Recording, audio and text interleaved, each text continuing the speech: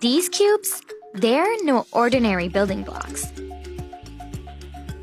They're built to collapse, expand, and change shapes infinitely. And they're called ghost cubes. This is Erik Aalborg, the inventor behind them.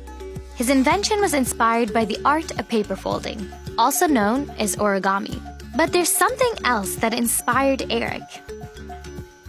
Juggling.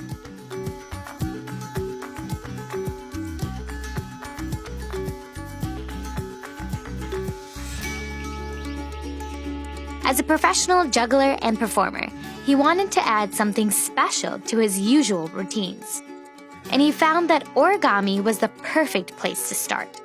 With its intricate folding patterns, origami has tons of potential for movement.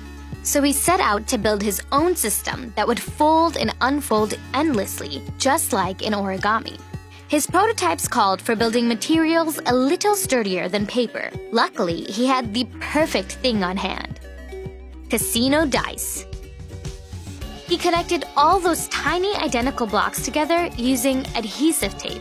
And once he had a structure that moved, he was able to start recreating that same system with wood.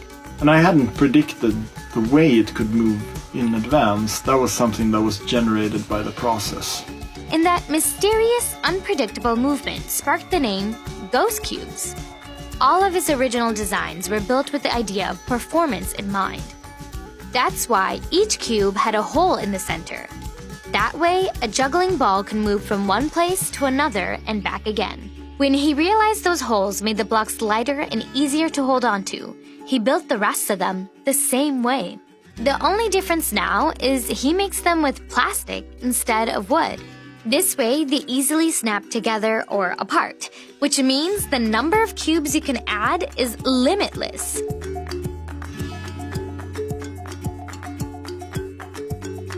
Lately, you can find Erik traveling around the world performing with ghost cubes.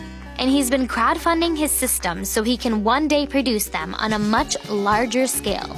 He wants them to be a tool for creativity and inspiration for everyone. My guess is that the number of variations that you can create with this method is infinite. If I find one variation that has 2 layers, I can just keep adding layers, so 3, 4, 5, and so forth. And there's not really a ceiling to that.